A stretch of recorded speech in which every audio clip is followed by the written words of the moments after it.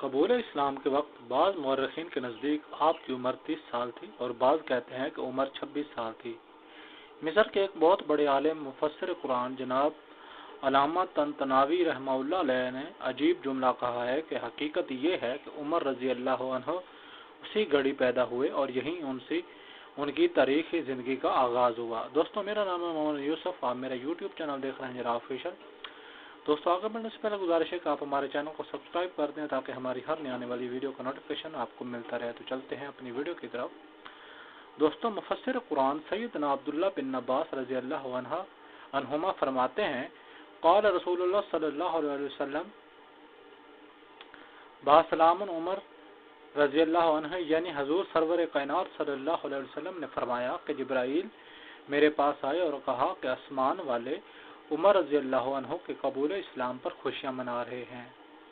چند ہی لمحوں بعد سیدنا عمر رضی اللہ عنہ نے فرمایا کہ اے اللہ کے نبی، کیا ہم حق پر نہیں ہیں؟ آپ صلی اللہ علیہ وسلم نے اس بات میں جواب دیا تو فرمانے لگے، پھر چھپ کر عبادت کیوں کریں؟ چلیے خانہ کعبہ میں چل کر عبادت کرتے ہیں۔ میں قربان جاؤں اپنے آقا و مولا صلی اللہ علیہ وسلم پر کہ انہوں نے ایسے ہی عمر کو نہیں مانگا تھا، بلکہ دور رس نگاہ نبوت دیکھ رہی تھی کہ اسلام کو عزت و شوکت عمر رضی اللہ عنہ کے آنے سے ہی نصیب ہوگی۔ حضور اکرم صلی اللہ علیہ وسلم نے صحابہ کرام رضی اللہ عنہم کو دو صفوں میں تقسیم کیا۔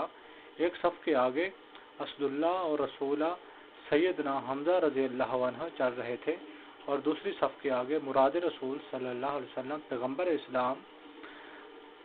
اسلام صلی اللہ علیہ وسلم کے لیے عطائے خداوندی یعنی سیدنا عمر فاروق رضی اللہ عنہ چل رہے تھے۔ مسلمان جب خانہ کعبہ میں داخل ہوئے تو کفار مکہ نے دیکھا، نظر پڑی حمزہ رضی اللہ عنہ پر اور عمر پر تو بڑے غمگین ہوئے، لیکن کسی میں جرأت تھی کہ کوئی بولتا۔ اس دن سے مسلمانوں کے لیے تبلیغ دین میں آسانی پیدا ہوئی اور یہی وہ دن تھا کہ جب اللہ کے نبی پاک صلی اللہ علیہ وسلم نے فرمایا، اللہ تعالیٰ نے سچ کو عمر رضی اللہ عنہ کے قلب و لسان پر جاری کر دیا اور وہ فاروقی ہے، اللہ تعالیٰ نے اس کے ذریعے حق و باطل میں فرق کر دیا۔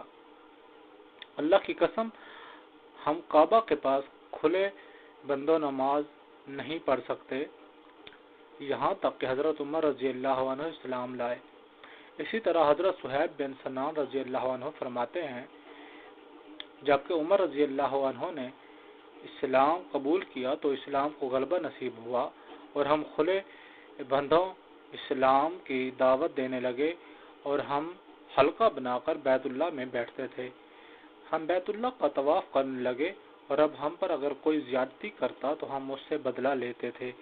کچھ اسی قسم کے تاثرات فقہ العلامت سیدنا عبداللہ بن مسعود رضی اللہ عنہ کے بھی ہیں۔ وہ فرماتے ہیں کہ عمر رضی اللہ عنہ کا اسلام قبول کرنا ہماری کھلی فتح تھی اور عمر رضی اللہ عنہ کا ہجرت کرنا ہمارے لیے اللہ تعالیٰ کی نصرت خاص تھی اور آپ رضی اللہ عنہ کی خلافت تو ہمارے لیے سراپا رحمت تھی۔ میں نے وہ دن بھی دیکھے ہیں جن میں بیت اللہ کے قریب بھی نماز ادا نہیں کر سکتے تھے، لیکن جب عمر رضی اللہ عنہ اسلام لائے تو آپ رضی اللہ عنہ نے کفار سے مقابلہ کیا، یہاں تک کہ وہ ہمیں نماز پڑھنے دینے لگے۔ سیدنا عمر رضی اللہ عنہ کی شان رفیع میں چند فرامین رسالت مآب صلی اللہ علیہ وسلم پیش کرتا ہوں۔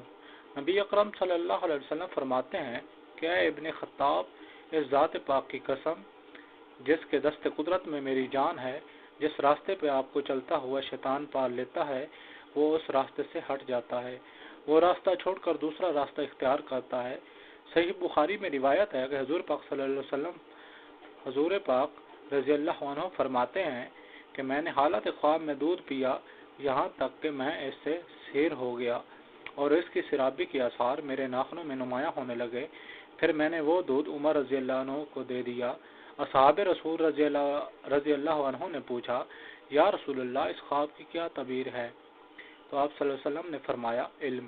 اسی طرح امام بخاری رحمہ اللہ علیہ نے ایک اور روایت بھی اپنی صحیح مدرج کی ہے کہ سیدنا ابو سعید خدری رضی اللہ عنہ فرماتے ہیں کہ میں نے رسول اللہ صلی اللہ علیہ وسلم کو یہ فرماتے ہوئے سنا کہ میں نیند میں تھا، میں نے لوگوں کو دیکھا کہ وہ میرے سامنے پیش کیے جا رہے ہیں اور انہوں نے قمیصیں پہنی ہوئی تھیں، کسی کی قمیصیں سینے تک اور کسی کی اس سے نیچے تک، اور پھر عمر رضی اللہ عنہ کو پیش کیا گیا۔ انہوں نے ایسی لمبی اور کھلی قمیض پہنی ہوئی تھی کہ وہ زمین پر گھسیٹتی جا رہی تھی۔ اصحاب رسول صلی اللہ علیہ وسلم نے عرض کیا کہ یا رسول اللہ صلی اللہ علیہ وسلم، اس خواب کی تعبیر کیا ہے؟ نبی کریم صلی اللہ علیہ وسلم نے فرمایا، دین۔ اسی طرح بڑی ہی مشہور و معروف حدیث نبوی ہے کہ نبی کریم صلی اللہ علیہ وسلم نے فرمایا، اگر میرے بعد کوئی نبی ہوتا تو عمر ہوتا، یعنی اگر سلسلہ نبوت جاری رہتا تو سیدنا عمر رضی اللہ عنہ بھی منصب نبوت سے سرفراز کیے جاتے۔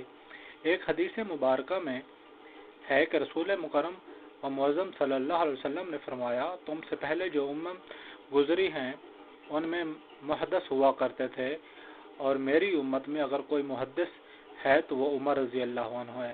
اسی حدیث مبارکہ میں لفظ محدث کی تشریح میں صاحب فتح الباری علامہ ابن الحجر عسقلانی رحمہ اللہ علیہ یوں تحریر فرماتے ہیں، یعنی محدث وہ ہے جس کی طرف اللہ کی طرف سے الہام کیا جائے، ملا اعلیٰ سے اس کے دل میں القاء کیا جائے بغیر کسی ارادہ مقصد کے، جس کی زبان پر حق جاری کر دیا جائے، یعنی اس کی زبان سے حق بات ہی نکلے۔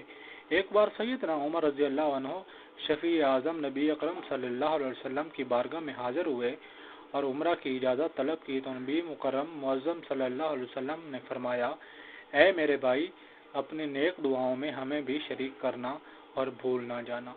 دوستو، یہ تھی ہماری آج کی ویڈیو۔ اگر آپ کو ہماری ویڈیو اچھی لگی ہو تو ویڈیو کو لائک کر دیں، چینل کو سبسکرائب کر دیں تاکہ ہماری ہر نئی آنے والی ویڈیو کا نوٹیفیکیشن آپ کو ملتا رہے۔ تو ملتے ہیں ایک نئی ویڈیو کے ساتھ، تب تک اپنا بہت سارا خیال رکھے گا۔ اللہ حافظ۔